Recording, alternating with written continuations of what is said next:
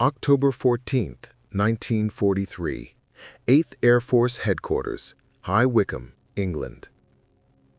Throughout the night, the teletype machines rattled with unrelenting urgency.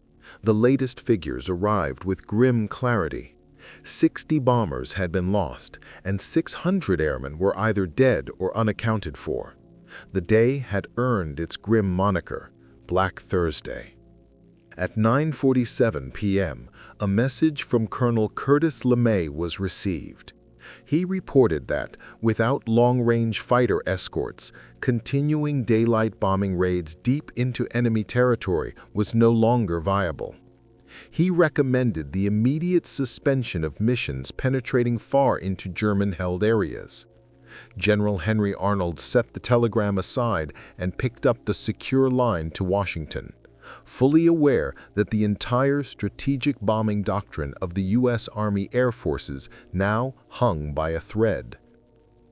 What the High Command could not foresee was that a single new aircraft, already in production but not yet fielded in significant numbers, would soon alter the course of the air campaign over Europe. Within a matter of months, American fighter planes would be confronting German interceptors directly over Berlin.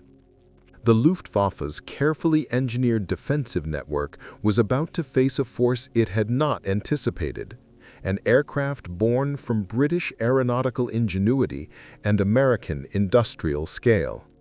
The P-51 Mustang would not merely accompany bombers to the heart of the Reich. It would systematically dismantle the Luftwaffe's capacity to resist. By late 1943, the odds for American bomber crews operating from England were brutally clear. Completing a full tour required 25 missions, yet the average survival span for a B-17 crew rarely exceeded 15.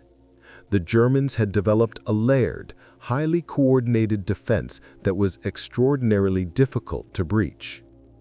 The first line of resistance stretched along the Channel coast, where single-engine fighters engaged the bomber formations as they entered occupied Europe. Further inland, twin-engine fighters armed with rockets and heavy cannons awaited, creating a deadly second layer. Deep within Germany, elite squadrons flying the latest Messerschmitt Bf-109G and Focke-Wulf Fw-190A fighters formed a final shield around the homeland. German radar operators tracked incoming bomber groups from the moment they took off, vectoring their fighters with remarkable precision. Their defensive system functioned almost like a mechanical assembly line. Fighters would strike, expend their ordnance, land to refuel and rearm, and then return for another assault. On a single mission, a bomber formation could be attacked by the same German pilots multiple times. Under General Adolf Daland's direction, Luftwaffe fighter tactics had been honed to devastating effect. Pilots learned to concentrate on head-on assaults, exploiting the B-17's weakest defensive angles, and targeted squadron leaders to disrupt the formation and compromise bombing accuracy. Twin-engine fighters maintained distance outside the effective range of defensive fire, launching rockets to force formations into disarray, which in turn made them easier prey for single-engine attackers. Into this deadly framework entered the North American P-51 Mustang, a machine that embodied the intersection of British necessity and American industrial output. Its arrival would shift the balance of air superiority, enabling U.S. forces not just to defend bombers, but to dominate the skies over Europe, systematically neutralizing the once formidable Luftwaffe. In April 1940, the British Purchasing Commission approached North American Aviation with the request to manufacture Curtiss P-40 fighters under license. Instead of accepting the commission, North American's president, James Dutch Kindleberger, proposed an alternative that would leave a lasting mark on aviation history. He offered to design and construct an entirely new fighter aircraft that could be ready within the same time frame required to prepare for P-40 production. Remarkably, Just 102 days after signing the contract, the prototype, designated NA-73X, conducted its first flight. The aircraft introduced several groundbreaking design innovations, most notably a laminar flow wing that significantly reduced aerodynamic drag at high speeds. Early models, powered by Allison engines, demonstrated potential but fell short in high-altitude performance. The breakthrough occurred in April 1942 when Rolls-Royce test pilot Ronald Harker evaluated a Mustang Mark I. He immediately recognized that the airframe's capabilities were only constrained by the engine installed.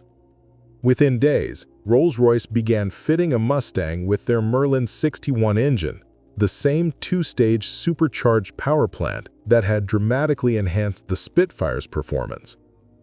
Equipped with the Merlin engine, the Mustang could reach 441 miles per hour at 30,000 feet. Its internal fuel stores of 269 gallons provided a combat radius of 475 miles, which could be extended to 850 miles using external drop tanks. This gave the aircraft the unprecedented ability to strike deep into German territory. For instance, Berlin was 580 miles from American bases in East Anglia. The Packard-built V1650-3 engine delivered 1,490 horsepower at altitude, maintaining performance at heights where German fighters began to lose power. Lieutenant Colonel Thomas H. Hitchcock, Jr., serving as Assistant Military Attaché in London, emerged as the Mustang's most ardent supporter. An accomplished 10-goal polo player and former pilot with the Lafayette Escadrille, Hitchcock understood both the technical and tactical ramifications of the Mustang. His dispatches to General Henry H. Arnold emphasized a crucial point. The Mustang was capable not only of reaching Berlin, but of engaging enemy fighters effectively and returning safely to its base. Meanwhile, Major General Adolph Galland, commanding Jagdflieger 26 when American bombers first appeared over France in August 1942, assessed the emerging threat with keen insight. A seasoned veteran of the Spanish Civil War, the Battle of Britain, and the Eastern Front, Galland had claimed 94 aerial victories by the time he was promoted to General of Fighters in November 1941. He comprehended the strategic significance of the U.S. daylight bombing campaigns better than most German commanders. The Americans were attempting what the Luftwaffe had failed to accomplish over Britain: systematic precision bombing aimed at crippling German war production. Success would severely weaken Germany's ability to sustain military operations. By late 1943, the Luftwaffe defending the Reich consisted of roughly 800 single-engine fighters and 150 twin-engine aircraft, all manned by a shrinking pool of seasoned pilots. The demands of the Eastern Front depleted experienced airmen rapidly, forcing training programs to be condensed from 2 years to just 6 months. Consequently, new pilots arrived at combat units with only 110 to 150 hours of flight experience, compared to the 250 to 300 hours typical of American aviators. Despite this, German pilots retained key advantages. Operating over home territory allowed damaged aircraft to return safely and enabled rapid turnaround for missions. Forces could be concentrated at specific attack points, achieving local numerical superiority, and German pilots only needed to fly short distances to intercept bomber formations, unlike American fighters who had to complete the entire round trip from England. The Allied mission strategy combined tactical complexity with strategic intent. 2 separate bomber formations were assigned simultaneous attacks, one targeting Schweinfurt's ball-bearing factories, the other heading for Regensburg's Messerschmitt plant. Dividing the raids was intended to fragment German fighter resources, while the Regensburg group would continue to North Africa, avoiding the perilous return flight over heavily defended German airspace. On the morning of the operation, 376 B-17 bombers lifted off. The group assigned to attack Regensburg departed precisely at 700 hours, while dense fog delayed the Schweinfurt formation by an hour and a half, throwing the meticulously coordinated plan into disarray. This delay allowed German fighter units, which had already engaged the Regensburg formation, enough time to land, refuel, rearm, and launch a second assault on the Schweinfurt force. Lieutenant Colonel Bayern Jr., who flew with the Regensburg squadron, later recounted the chaos. Fighter aircraft came at us in relentless waves. Our formations began to break apart as B-17s were engulfed in flames or shattered in mid-air. The sky became a maelstrom of parachutes, flying debris, and tracer fire. The Regensburg mission suffered devastating losses, 60 B-17s destroyed, and roughly 600 airmen killed, wounded, or captured. The Luftwaffe had proven that unescorted daylight bombing missions were extraordinarily vulnerable. In response, the U.S. Air Forces paused deep penetration bombing for 6 weeks, searching for a workable solution. However, political imperatives demanded that attacks on German industrial targets continue. Intelligence reports indicated that ball-bearing production had rebounded following the August raids, prompting a renewed strike on Schweinfurt. On the day of the follow-up mission, 291 B-17 bombers crossed the Dutch coastline at 1300 hours. P-47 Thunderbolt escorts had to turn back at Aachen due to fuel limitations, leaving the bombers to continue alone for another 200 miles to the target. The Luftwaffe mounted a massive defense, sending more than 300 fighters in carefully orchestrated attack waves. Major Wilhelm Moritz, commanding JG-3, introduced innovative tactics, including the use of 210mm rockets launched from beyond the range of bomber defensive guns. Each rocket carried a 90-pound warhead capable of destroying a B-17 with a single strike. First Lieutenant Robert McCallum, piloting the bomber Paddlefoot, observed the assault. The attackers came from high noon, 4 abreast, their wings blazing with cannon fire. The rockets streaked through the sky like torpedoes, leaving trails of smoke. On impact, the bombers simply disintegrated. Despite the heavy bomber losses, the raid inflicted significant damage on the ball-bearing plants, as confirmed by reconnaissance photographs. Nevertheless, 60 B-17s were lost, with an additional 17 deemed irreparably damaged, and 650 airmen became casualties. Among those who survived, morale suffered greatly. The daylight bombing campaign had reached a critical juncture. Relief arrived with the first P-51B Mustangs at RAF Boxted, Essex on November 20, 1943.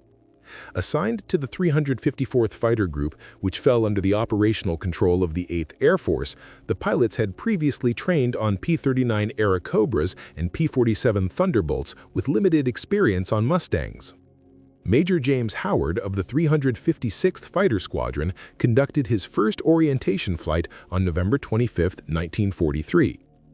As he pushed the throttle forward, he immediately recognized the aircraft's superior performance. At altitudes around 30,000 feet, where the P-47 struggled, the Mustang still retained significant power. The Mustang made its combat debut on December 1, 1943, during a fighter sweep over Belgium and France. 5 days later, the aircraft escorted its first bombing mission with immediate and dramatic results. Bomber losses decreased sharply whenever Mustangs were present. Leadership changes further strengthened the 8th Air Force. On January 6, 1944, Lieutenant General James Doolittle assumed command. A former racing pilot and aeronautical engineer, Doolittle approached the Air Force with a fighter pilot's mindset, emphasizing offensive action. During his first visit to the 8th Fighter Command Headquarters at Bushy Park Hall, he noticed a sign in the operations room reading, "The first duty of 8th Air Force fighters is to bring the bombers back alive." When he inquired about it, Major General William Kepner explained that the sign had been posted prior to Doolittle's arrival. Doolittle immediately ordered it replaced with a new directive. The primary mission of 8th Air Force fighters is to destroy German aircraft. A single directive fundamentally reshaped the approach of American fighter units during World War II. Previously, fighter planes were bound to bomber formations, maneuvering overhead in tight patterns simply to maintain formation cohesion. This strategy severely limited their operational freedom. The new order, however, allowed fighters to break away and actively engage enemy aircraft. Rather than trailing bombers defensively, fighter groups now advanced ahead of the main formations, intercepting German interceptors before they could attack. Pilots pursued retreating enemy aircraft all the way back to their airfields, frequently strafing grounded planes. Colonel Donald Blakesley of the 4th Fighter Group was among the first to adopt these aggressive tactics. A veteran of the Eagle Squadron and former Spitfire pilot with the Royal Air Force, Blakesley had an acute understanding of air combat. He reorganized his units, replacing rigid 3-plane elements with agile 2-plane teams, and encouraged his pilots to seek confrontation rather than wait for it to occur. This shift marked a turning point in American aerial strategy. The implementation of this strategy reached its full scale during Operation Argument, widely known as Big Week. Over a span of 6 days, the 8th Air Force from England and the 15th Air Force from Italy launched massive coordinated strikes aimed at crippling German aircraft production. Bomber missions exceeded 3,000 sorties, delivering roughly 10,000 tons of explosives to enemy factories. Yet the decisive battles unfolded in the skies. With the P-51 Mustang equipped 5 fighter groups, American pilots penetrated deep into German territory. On February 20th, Major James Howard distinguished himself by defending a bomber formation single-handedly against 30 German fighters for over half an hour, a feat that earned him the Medal of Honor. Howard's combat report was characteristically succinct. He observed enemy aircraft attacking the bombers and engaged them accordingly. German losses during this period were staggering. The Luftwaffe lost 355 fighters in combat and another 150 on the ground, and approximately 17% of its experienced pilots were killed, losses that could not be offset by training alone. While Germany could produce new pilots, it could not instantly replace the skill and survival instincts of its veteran airmen. The psychological effect of American fighters reaching Berlin for the first time was profound. As the core of the Reich and the seat of Hitler's power, Berlin symbolized German dominance. On this historic mission, Colonel Donald Blakesley led 81 P-51Bs of the 4th Fighter Group. Pilots navigated through dense cloud cover extending from 2,000 to 28,000 feet, relying solely on dead reckoning and precise timing. The bomber stream extended across miles, with over 800 heavy bombers escorted by nearly 900 fighters. Captain Donald Gentile, piloting Shangri-La, engaged German fighters near Hanover, recounting how his unit attacked enemy aircraft forming up below, causing them to scatter, and personally destroyed 11 enemy fighters with brief, decisive bursts. German forces were caught off guard. Radio communications intercepted during the mission revealed confusion and disbelief. Many pilots initially refused to accept that the P-51s were American aircraft.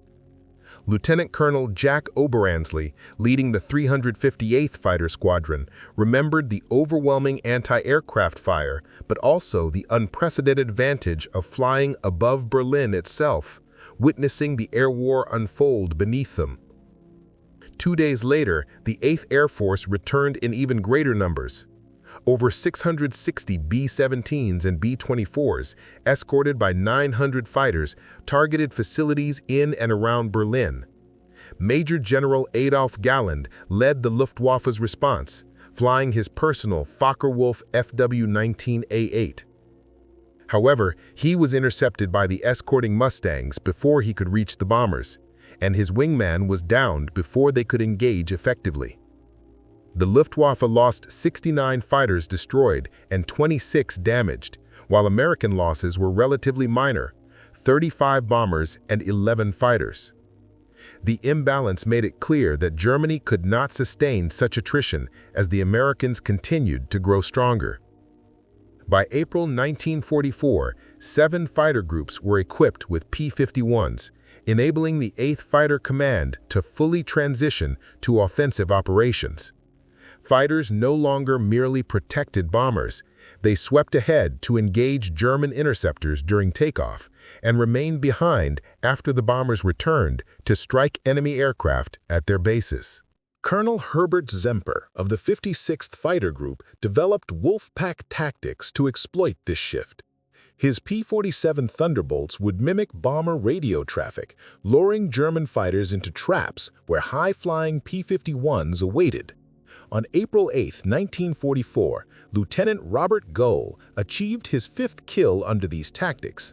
German pilots, particularly inexperienced ones, would attempt to turn immediately after takeoff, stalling and crashing, while veteran pilots who accelerated first were soon overtaken by attacking Mustangs.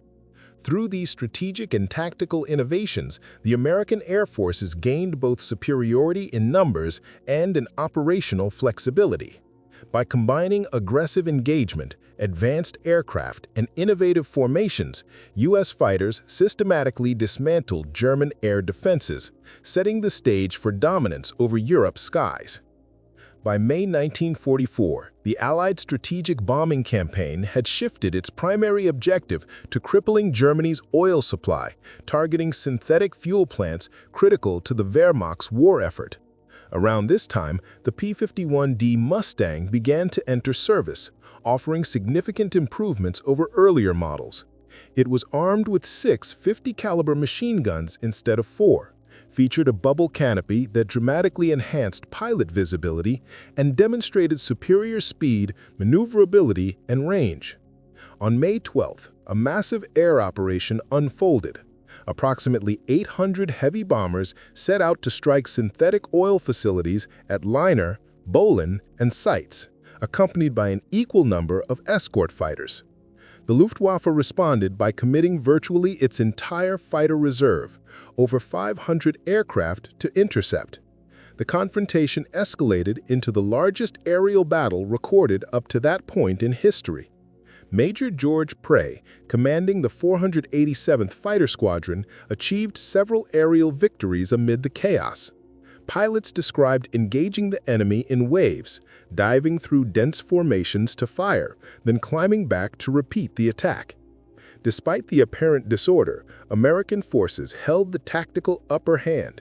German losses were severe: 126 fighters destroyed and 64 more damaged. The Allies suffered 46 bombers and 13 fighters lost. Although German aircraft production actually rose in 1944, the quality of pilots had dramatically deteriorated. New recruits received minimal training, and survival rates on their first missions were extremely low. This deficiency became glaringly evident during the D-Day landings. On June 6, 1944, over 13,000 Allied aircraft provided air support for the Normandy invasion. The Luftwaffe was capable of mounting only 319 sorties over the beaches. Allied fighter units reported shooting down 42 German planes while losing 35 of their own. Lieutenant Colonel John Mayer recounted flying 3 sorties that day, observing near total control of the skies. Allied fighters patrolled above the landing zones without encountering opposition, then pushed inland to attack German convoys moving in daylight, inflicting heavy losses. The Luftwaffe's absence over Normandy signaled its collapse as a credible combat force. Many fighter units had been redirected to defend the Reich itself, while those still in France suffered from chronic shortages of fuel, spare parts, and experienced pilots. By July 1944, the Luftwaffe had effectively ceased to function as a formidable fighting organization. Statistical evidence illustrates this decline. In January 1944, Germany had around 2,395 operational single-engine fighters. By June, even after producing more than 3,000 additional aircraft, the number of combat-ready planes had dropped to 1,523. Pilot attrition was catastrophic, with 2,262 fighter aviators lost in just the first 5 months of 1944. American fighter pilots recorded remarkable success throughout the year. In 1944, they claimed 5,954 German aircraft destroyed in aerial engagements, with an additional 4,131 destroyed on the ground. The P-51 Mustang was responsible for an astonishing 4,950 of these victories. Meanwhile, Mustang losses amounted to 2,520 aircraft, yielding an impressive kill-to-loss ratio approaching 2-to-1. This transformation in air power was extraordinary. By October 1943, the 8th Air Force had come close to suspending operations due to unsustainable attrition. Less than a year later, by June 1944, American bombers could strike virtually any target within Germany, while sustaining acceptable levels of loss. The decisive factor was the extended-range fighter escort, particularly the P-51 Mustang's ability to accompany bombers deep into enemy territory. The destruction of the Luftwaffe had effects that extended far beyond the strategic bombing campaign. German ground forces in Normandy were left vulnerable to relentless Allied air attacks, with fighter bombers destroying tanks, trucks, artillery, and supply convoys with near impunity. The Luftwaffe's inability to contest the skies stripped the German army of its mobility, their most potent tactical asset. On the Eastern Front, the absence of Luftwaffe units transferred to the west allowed the Soviet Air Force to achieve air superiority by mid-1944, which directly contributed to Germany's catastrophic defeats that summer. Despite Albert Speer's organizational skills and the efficiency of German war production, these efforts could not offset the cumulative effects of sustained Allied air operations. Between May and September 1944, Germany faced a catastrophic collapse in oil production, plummeting from 196,000 tons to a mere 30,000 tons. The shortage hit aviation fuel particularly hard, grounding new aircraft and forcing the Luftwaffe to cancel training flights. Entire squadrons sat idle on airfields, while the psychological effect of these failures resonated deeply among German civilians and military personnel. Meanwhile, Allied forces intensified daylight precision bombing, striking cities far within the Reich and revealing the Luftwaffe's inability to defend the home front. The lessons learned from this period shaped military aviation for decades. Aircraft design began to emphasize a combination of high-altitude capability, extended operational range, and heavy armament. Equally clear was the critical role of industrial output, pilot training, and tactical innovation in modern warfare. The North American P-51 Mustang became a symbol not just of engineering prowess, but of industrial and logistical superiority. Throughout the war, North American aviation produced approximately 15,000 Mustangs, with production peaking at around 600 aircraft per month.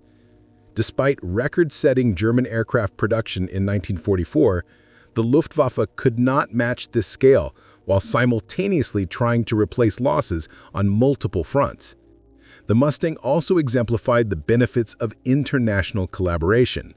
British expertise provided the Rolls-Royce Merlin engine, while American factories delivered the engine at mass production scale.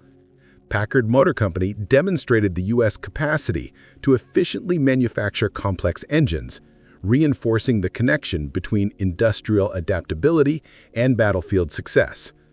Pilot training emerged as a decisive factor as well. American aviators entered combat with between 250 and 300 hours of flight experience, having trained in secure domestic airspace with unrestricted access to planes and fuel.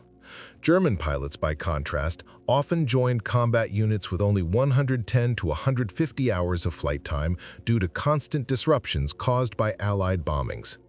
This gap in training proved as impactful as the disparity in aircraft numbers. The strategic bombing campaign's effectiveness hinged entirely on long-range fighter escort. Pre-war assumptions that bombers could defend themselves proved fatally flawed. While bombers had the potential to cripple enemy production, they could only do so when shielded from intercepting fighters. Tactical leadership thus played a pivotal role. General Jimmy Doolittle's innovation, which allowed fighters to operate offensively rather than merely providing close escort, shifted the balance in the air war. By dictating when and where battles occurred, American pilots forced the Luftwaffe into reactive, disadvantageous engagements.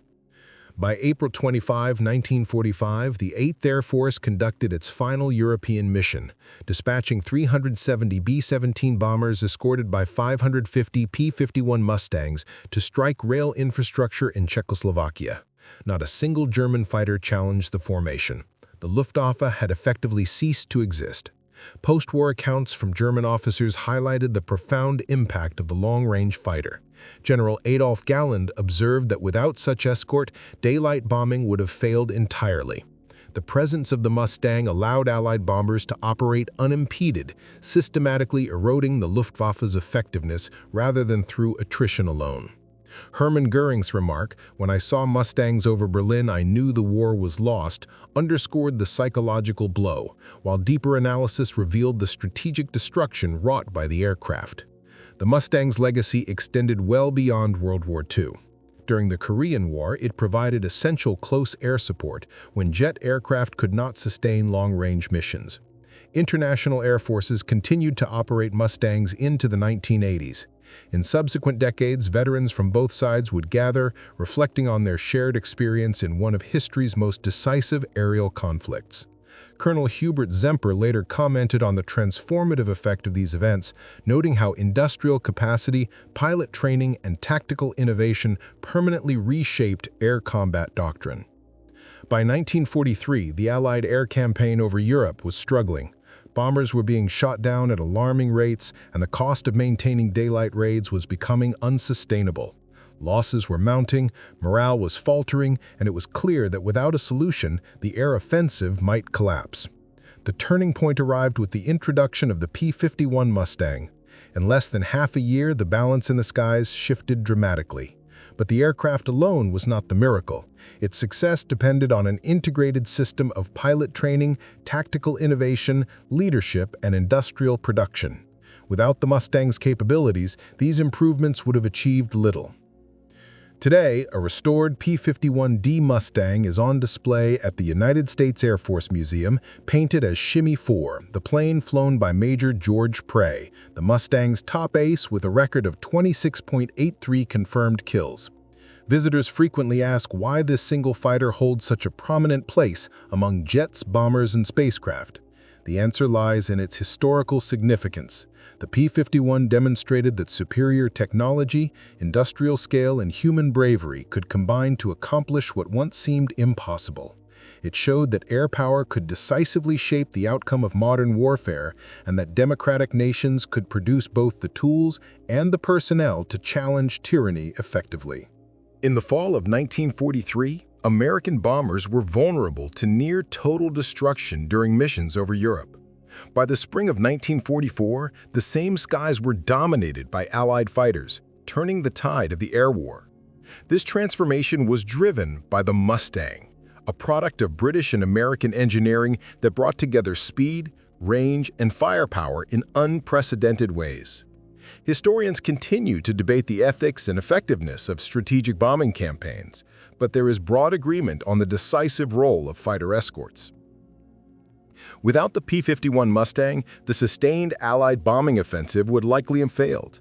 With it, the air campaign crippled Nazi Germany's capacity to continue the war. The statistics illustrate the impact clearly. In 1943, the 8th Air Force lost one bomber for every ton of bombs delivered. By mid-1944, that ratio had improved to a single bomber for every 40 tons dropped, translating into thousands of lives saved and a major shift in operational effectiveness. General Carl Spaatz, commander of the United States Strategic Air Forces in Europe, summarized the aircraft's significance succinctly. The P-51 Mustang was the weapon that secured victory in the European air war. Without fighter escort, the effectiveness of bombers, ground crews, intelligence, and logistical support would have been severely limited. In the skies over Germany, young pilots flying P-51s achieved air dominance over the Luftwaffe, paving the way for Allied victories on multiple fronts. Their efforts were critical for the success of D-Day, the effectiveness of the bombing campaign, and the hastening of Nazi Germany's defeat. The Mustang's contribution extended far beyond mere escort duties. It altered the trajectory of the war itself. Airfields, once occupied by the 8th Air Force, have since been repurposed for civilian use or returned to farmland, and the pilots who flew these aircraft are gradually passing from living memory. Yet the legacy of their achievements endures, serving as a lasting reminder that courage, combined with advanced technology, can overcome seemingly insurmountable challenges.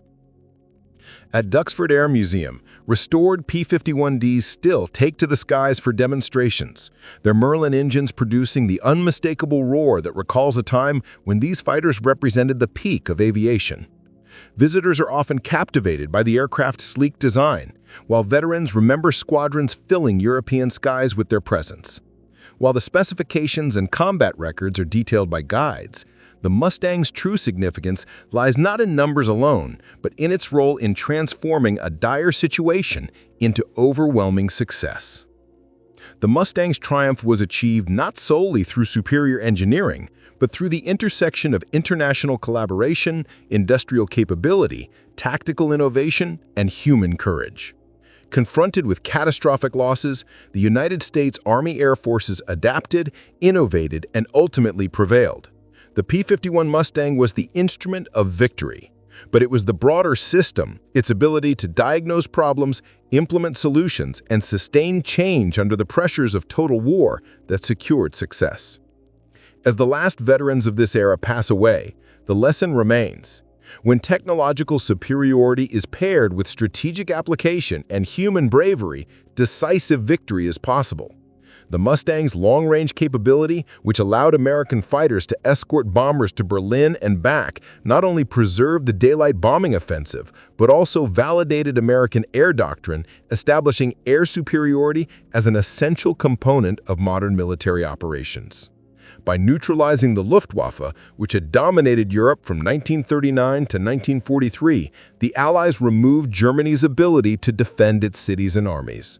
The results were staggering. Nearly 5,000 German aircraft destroyed, hundreds of thousands of tons of bombs delivered, and combat effectiveness far beyond what anyone had anticipated. In sum, the P-51 Mustang's legacy is not confined to the victories of a single aircraft or the skill of individual pilots. It represents the capacity of a nation to leverage technology, coordination, and human courage to overcome existential threats.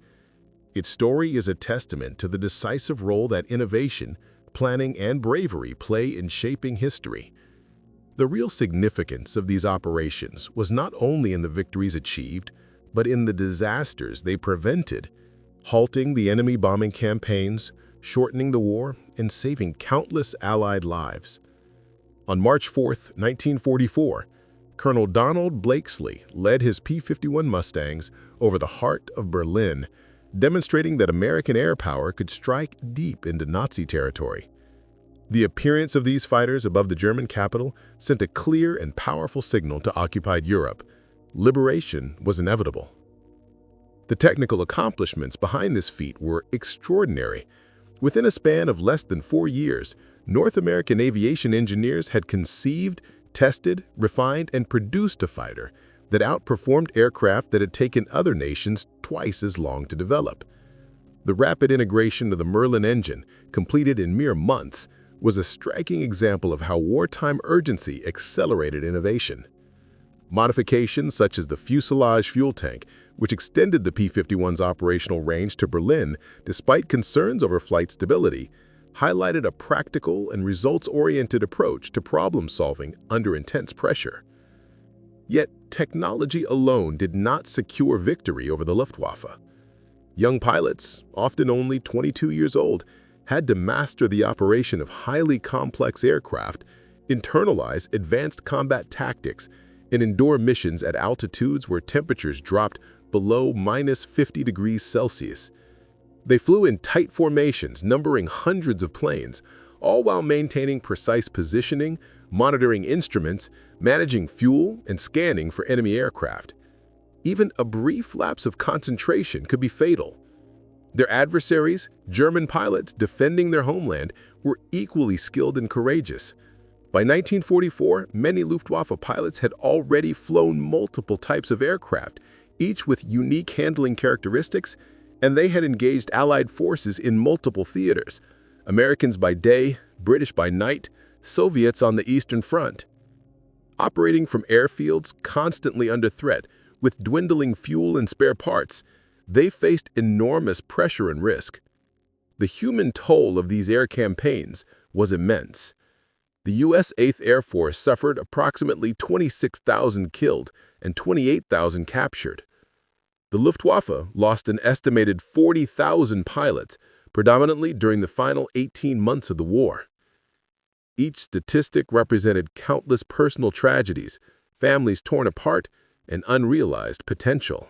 From this grim reality, however, emerged lasting lessons and strategic transformation. The P-51's effectiveness underscored the necessity of air superiority in modern warfare. Ground forces could not operate freely under constant threat from the air.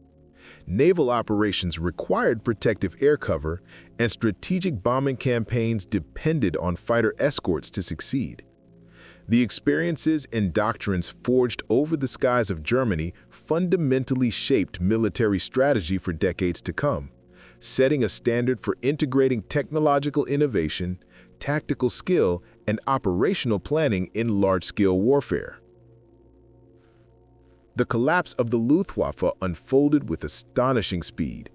At the beginning of 1944, German air power still posed a serious threat, yet by June its strength had been severely diminished, and by September it was largely a shadow of its former self. This rapid decline highlighted the effectiveness of American strategic planning and the pivotal role of the P-51 Mustang. More than 80 years later, several insights remain strikingly relevant. Superior technology can neutralize the advantages of geography. The Mustang's extended range effectively eliminated Germany's strategic buffer zones. Sustained industrial output proved decisive in prolonged warfare. The United States produced thousands of P-51s while simultaneously maintaining bomber production, training pilots, and supplying Allied forces. Innovation and tactics amplified technological edge. Under the leadership of Doodle, fighter operations shifted from a defensive posture to aggressive offensive missions, fully realizing the P-51's potential. Beyond the battlefield, the Mustang showcased the capacity of a democratic society to mobilize rapidly in response to existential threats. The aircraft itself was conceived by a company inexperienced in producing fighters for a foreign engine, piloted by men who were civilians just 3 years prior. This achievement stands as a testament to the organizational resilience and ingenuity that democracies can muster when survival is at stake. The Mustang's influence extended beyond mere combat effectiveness. It symbolized American creativity, industrial prowess, and relentless determination, while also reflecting the power of the Anglo-American alliance. At its core, the story of the P-51 is a tribute to the courage of young pilots who faced hostile skies, relying on skill, perseverance, and technological superiority to achieve victory. As modern military aviation transitions to unmanned systems, the principles exemplified by the P-51 remain instructive. Technology creates potential, but human decision-making dictates its use. Industrial capacity enables force projection, yet strategic foresight shapes outcomes. International partnerships can magnify national strength. The narrative of the Mustang is ultimately one of transformation through adaptive innovation. Confronted with strategic shortcomings, the United States adjusted its approach and secured decisive results. While the aircraft itself was a key instrument, the broader system, capable of identifying problems, devising solutions, and executing under extreme pressure, was responsible for triumph. The P-51 Mustang played a central role in breaking the Luftwaffe's dominance over Europe, facilitating the success of the Normandy invasion and accelerating the conclusion of World War II. Its impact saved countless lives and demonstrated that technological advantage, supported by industrial might and human courage, can overcome even the most formidable challenges. The lessons learned from the Mustang's campaign remain as pertinent today as they were when American fighters first appeared over Berlin, leaving an enduring mark on the course of history.